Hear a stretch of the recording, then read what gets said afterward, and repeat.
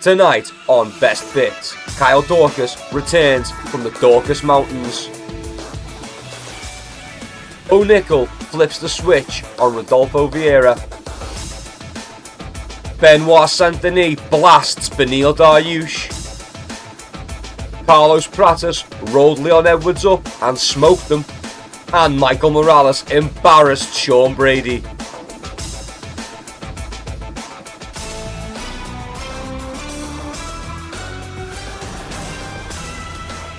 Welcome back to Best Bits. A pretty decent card, if I do say so myself. A pretty decent night of predictions. Didn't get many wrong, if any at all. I think our grand total was like 3 wrong, maybe 4 wrong. But we'll get into that. So, first fight of the night, Matheus Camilo versus Vladislav Borshchev. Slava Claus, we'll call him. We said Camilo was probably going to win the decision. Camilo wins the decision. Look, Vladislav Borshchev, I thought was winning the fight, in my personal opinion, even though I didn't pick him. I was a little bit shocked. I was like, yo, why is Camilo throwing this fight away? There's not enough activity coming from him. At least Slava Claus is pushing forward, and sometimes he's getting caught with the counter, but he's landing 2 or 3 and then getting countered. But yeah, so I had thought, I was like, damn, off to a bad start. But no, maybe I just didn't see it right. Yeah, maybe I just didn't see it right, because Matheus Camilo gets the win, just as I said, by a decision. Very strange. Very strange. Next up, we've got Baisangyur Susakayev, Sussy Boy, versus Eric McConaughey. Another one which was a bit bizarre. Eric McConaughey, in my opinion, won round 1 and 2. Ever so slightly. I mean, is it just me, or does Susakayev just kind of throw away the round he's not going to knock the guy out in? You kind of just like, yeah, well, I'm not going to do anything. I'm not, I've got 3 rounds. I'm just going to arse around for a bit. I don't know. I feel like it's going to catch up with him. I feel like it's a little bit of an exposing. But at the same time, Eric McConaughey pretty good. Eric McConaughey is, better than I thought going into it. We picked Susakayev to win. Susakayev gets the win. We picked Susakayev by knockout as well, and he gets it done in the 3rd round. I just didn't see him getting bullied on the fence. I didn't see him struggling in grappling exchanges against Eric McConaughey. But, there you have it. Eric McConaughey, definitely a better grappler than I gave him credit for in the predictions, but still not good enough as he gets finished by Sussy Boy, Baisangyur Susakayev. Next up, we've got Fatima Klein versus Angela Hill. I theorised, could Fatima Klein become an Angela Hill victim? I said, not a chance. Fatima Klein dominates Angela Hill, and there you have a 3-round domination for Fatima Klein over Angela Hill. Angela Hill just can't grapple, and if you choose to stand with her, that's when it's dangerous. But as long as you just keep the grapple and pressure on Angela Hill, you're gonna do okay. And Fatima Klein knew the game plan, stuck to it, and gets the unanimous decision win. Another perfect prediction from me. So just to round that up, first 3 fights, flawless predictions from me. Next up, we've got Pat Sabatini versus Chepe Mariscal. We went with Pat Sabatini. Size difference was a big thing. And then it played out in the fight. I said in the prediction video. I said the size difference is a big issue. Chepe Mariscal, just not big enough. Just couldn't seem really to get inside and do enough damage to Pat Sabatini, or just couldn't do enough to get respect off Pat Sabatini. And it does go to unanimous decision. We did have this ending. No, we did. We had that by decision, yeah. So another flawless prediction. It went really well, this card on the prediction. It went really well. I'll probably stop mentioning it because it did go extremely well. Maybe I'll just mention the ones I got wrong. Next up, Kyle Dorcas by submission. We said this straight away. We even said potentially a Darce, and there we have a Darce choke right there. Damn, it's the end of GM3. Let's retire him. Let's not see him get beat up anymore. That was rough. I mean, somewhere in my mind, I thought, damn, if Gerald Meerschaert gets to the 3rd, maybe there's a chance. Maybe he can just get beaten up and tire Dorcas out as a punching bag like he does sometimes. But no, it didn't happen. Not this time. So yeah, what a shame to see. I'm a fan of Gerald Meerschaert, but I think it's time to hang up the gloves. Kyle Dorcas, man. Just straight on the neck, locks up the submission. It's done. 1st round. I mean, what more can be said about that? Pretty damn convincing, to be honest with you. Next up, we have Malcolm Wellmaker versus Ethan Ewing.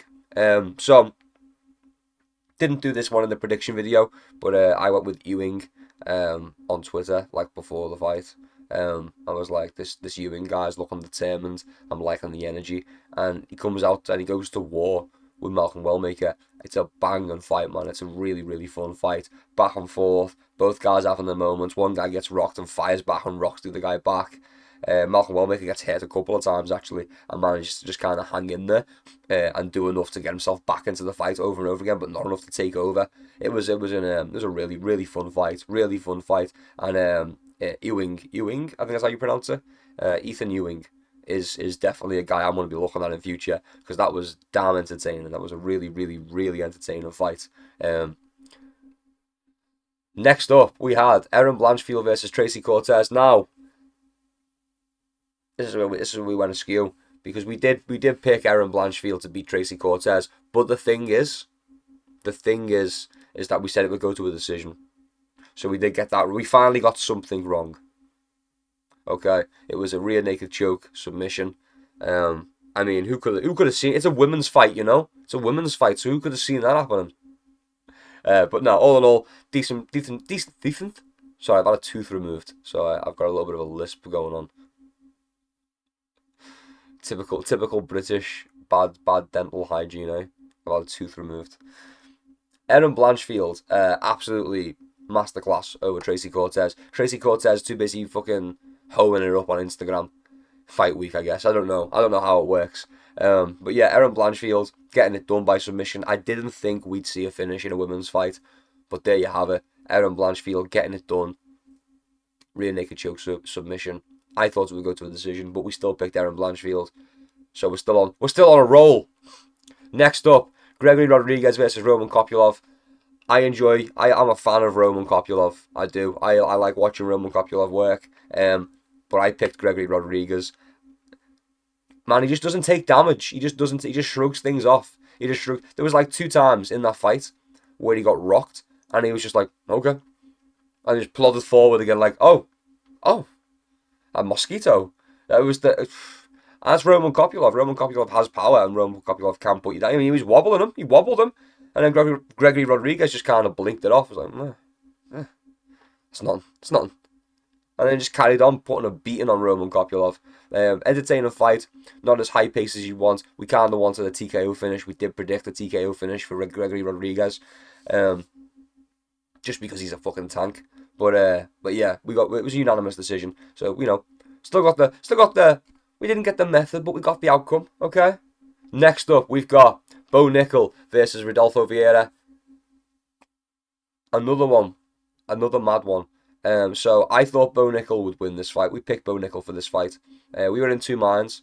I had said in the prediction video, this is not going to be a grappling affair. These guys are going to stand and they're going to throw punches. They're going to throw kicks. They're going to have a kickboxing match.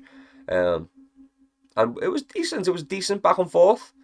Bo Nickel was definitely in control for the majority. I think maybe from this first round onwards, it started to become more clearly Bo Nickel. And then in the 3rd round, he just took the judges out of it anyway and finished them with a head kick. Very reminiscent of what's playing behind me right now. That's an animation of Quinlan Salkild, and literally the exact same kick, the exact same setup. Bo Nickel did it to Rodolfo Vieira. Pretty damn entertaining and pretty damn good. I'm hard on Bo Nickel. I don't like Bo Nickel. I don't like his attitude. Just seems kind of bitter no matter whether he wins or loses. But whatever, flipping the crowd off immediately. It's like, and then he's complaining, oh, you boo me and now you cheer for me. That's the fucking sport, man. That's the sport. You're supposed to be winning these fucking people over. Duh.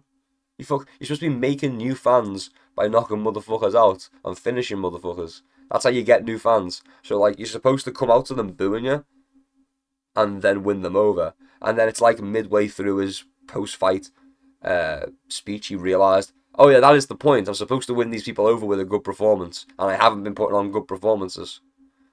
It's like he realised, and he was like, I actually love it. Ha ha ha ha ha. Whatever, Bo Nickel, whatever. Congratulations on the win. Stop being such a bitch, man.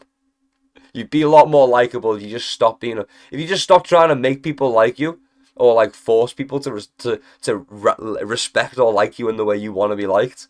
You do a lot better, Bo. You do a lot better in from the perspective of fans, because you know you're not that boring, I suppose. I suppose. Anyway, next up, Beneil Dariush got fucking face planted by Benoit Saint-Denis. More or less like, I had 15 seconds. It's gone down officially as 16 seconds. I mean, literally, he gets his leg kicked from under him. It looks bad immediately. Like, literally, the first proper exchange is Beneil Dariush kicking the legs from under Benoit Saint-Denis as he tries to step in and commit. He stumbles forwards all crazily. He stumbles forwards and throws an overhand, like, as he's fallen over, but then uses that to grab onto Beneil and pulls himself up off of Beneil. Then, in that weird clinch, he just throws a big bomb of a left hand and rocks Beneil. Beneil goes down. Doesn't catch himself, lands on his face, wakes up, I guess, from the impact of that, and is like, oh, I'm protesting. But no, he ate another shot on the ground as well. Maybe that's what woke him up. Maybe that's what woke him up. No, he was laying face down, unconscious, like a fucking sack of shit. Benoit Saint-Denis shut the lights out, man. With a punch that didn't even look that hard. It didn't even look that hard. Like, that. Why has Benoit Saint-Denis been so inconsistent recently? Maybe it's just illness and injury, to be fair. Rumours of Beneil Dariush being sick before this fight. That's why we went with Benoit Saint-Denis originally. Maybe that was the case. I mean, he looked good for 10 seconds. Like, genuinely, like, I know that's fucking ridiculous to say, but Beneil Dariush did look good for like 10 seconds. Like, he was managing the range. He exploited. You seen Benoit Saint-Denis stepping in to load up on shots and kick the leg out from under him and proper ruin the attack. Like, he could see it coming. He was working well. He just got caught, man. He just got caught, and what a shame, but what a victory for Benoit Saint-Denis, climbing his way back to the top, scratching and clawing his way back to the top. Good on him, good on him. Next up, we've got Carlos Pratis versus Leon Edwards. Leon Edwards versus Carlos Pratis. Carlos Pratis won, knockout in round 2. I was in two minds about this fight. You see, I went with the Carlos Pratis TKO, just in case you're wondering. We are still rocking a positive. We are still rocking the positivity on our picks. Look, what can I say? Leon Edwards grappled, man. Leon Edwards, like, as soon as Leon Edwards started grappling, I was like, yo, Leon Edwards has evolved, and now he can grapple a fair bit, and, like, you know, he can use that to his advantage now in certain positions. But the fact that he was doing it in round 1 immediately had me thinking, like, oh, this is not good. This isn't a 5-round fight, man. This is 3 rounds. This is Leon beat his legs up or something, dude. Beat his legs up or something. But no, Leon grappled with him, and you know what? He was doing well in the grappling. There's a funny image of Leon Edwards on Carlos Pratis' back, while punching Pratis in the face while on his back, and Pratis just kind of looks like just mildly inconvenienced by the situation. But yeah, so Leon Edwards wins round 1. Leon Edwards dominant round 1, outlands Carlos Pratis, outgrapples Carlos Pratis, and it's looking like, you know, Leon Edwards might be able to steal a unanimous decision, might be able to just stay on the outside and maybe clinch up when it gets too dangerous on the inside. And he might be able to just steal a decision win. Like, you could see the blueprint. And this is what I had said in my prediction. I was like, Leon Edwards is fully capable. Like, Leon Edwards can game plan it and be fully capable of avoiding a real fight and just scoring points and being on the outside the whole time and staying safe. Because Leon Edwards is chinny, as we've seen repeatedly throughout his career. Leon Edwards is chinny. But he's good at covering up and staying safe a lot of the time. And I said that could play a factor. And it could have. It could have if he didn't get shut down in one shot. And that was the worry, and that's why I picked Carlos Pratis. It's a shame to see. Unlucky Leon. Here comes his Tony Ferguson losing streak. He's about to go on it. It's gonna be rough. But yeah, Carlos Pratis with an emphatic win. Rolled Leon Edwards up in a skin and smoked them, bro. And just smoked them. Next up was Sean Brady versus Michael Morales. We had Sean Brady for this one, so we actually got this one wrong. What a tragedy. Anyway, yeah, we had Sean Brady for this one. I mean, what can be said? What can be said? Sean Brady, why didn't you grapple? Sean Brady, the wrestler, didn't wrestle. Sean Brady, the wrestler, didn't even like think about wrestling. Like he just stood up.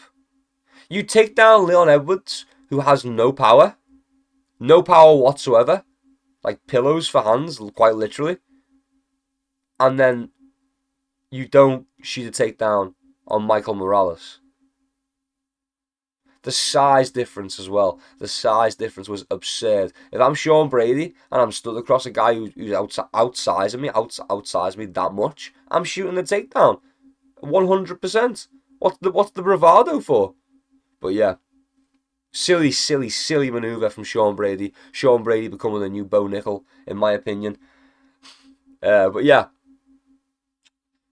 you love to see it. You love to see it. Michael Morales absolutely chins Sean Brady. Michael Morales kind of in a little bit of a position like a Pantoja, where it seems like all of his difficult fights were early on in his UFC career, and now that he's kind of gotten them out the way, it's going to be smooth sailing for him because he's figured everybody else out years ago. Is kind of how it feels. It's a scary one, but yeah, going to be keeping a closer eye on Michael Morales from this point on. He needs to stop dressing so fruity though at the press conferences and stuff, because I ain't getting behind that. That pink coat he was wearing, that was absurd. Next up, the co-main event. Valentina Shevchenko versus Zhang Weili. My heart's broken. We had Zhang Weili. We wanted Zhang Weili to win. Man, there was no chance. There was absolutely no chance. She was far too small. Far too small. Not strong enough. Not at all strong enough. Not fast enough. Valentina Shevchenko, I said she was losing step. She looks like she's been losing step recently. Not in that fight, man. Not in that fight. Like 100% dominant all over Weili. Like Weili was barely having any success anywhere. I think maybe the leg kicks and the occasional body kick, but she wasn't even getting through properly. Like they were like the majority of her shots were just glancing shots, and Shevchenko whenever she would like just slightly graze Shevchenko knew she was in range to land something big, and she was working the body of Weili and then taking Weili down. It was rough, and just holding her there for the rest of the round. You know, I don't understand why we don't stand up the women's fights like we do the men's fights, because there was moments in the there was moments in 2, 3, and 4, and 5 actually where Valentina wasn't really working that much on top in top position, and she was just holding Weili down. And if that had been a men's fight, I'm sure it would have been stood up. I'm sure it would have been stood up, at least once. Not that it would have made a difference in my opinion, though. Not that it would have made a difference. Weili just couldn't get inside, just couldn't get close enough to do any kind of significant work against Valentina Shevchenko. Valentina Shevchenko, potentially, I know we've been saying this for a while, potentially a GOAT of women's MMA. Maybe cementing herself pretty soon. I know she's had a bit of a rocky bit of in the last couple of fights. There was I said she was losing step, but I mean, impressive performance by Zhang Weili. I think more because Weili wasn't physically there. I think Weili just massively overestimated how big she was. They just didn't think Valentina would be that big, that long, that quick. So yeah, it just kind of got beaten up. It's a shame, but now we get to see her go back down and get a belt back, so that'll be fun. She'll get she'll get to jump the queue at least. She'll get to jump the queue because she's undefeated down there. So at least we'll get to see Zhang Weili. I'm coping so hard. At least we'll get to see Zhang Weili get the belt back in the lower division. Yeah.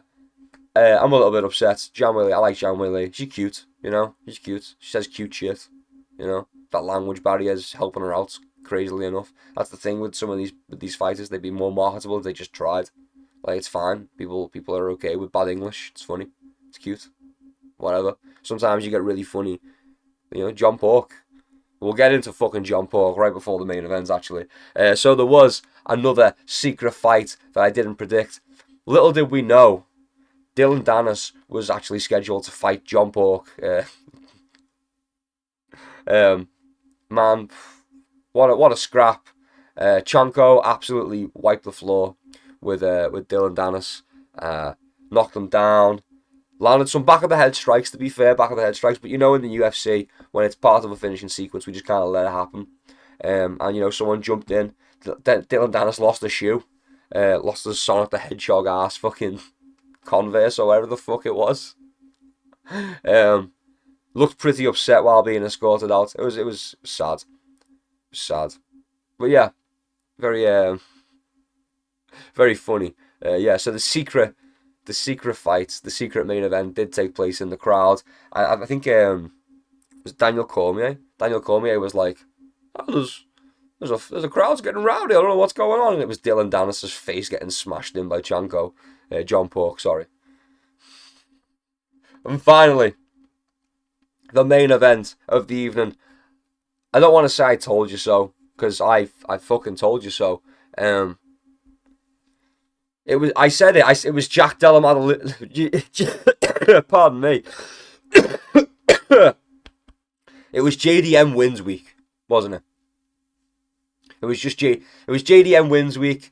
We've got a guy fighting a Dagestani again. We've got a guy fighting a Russian wrestler again. Everyone picks him to win, Not this time, not for me.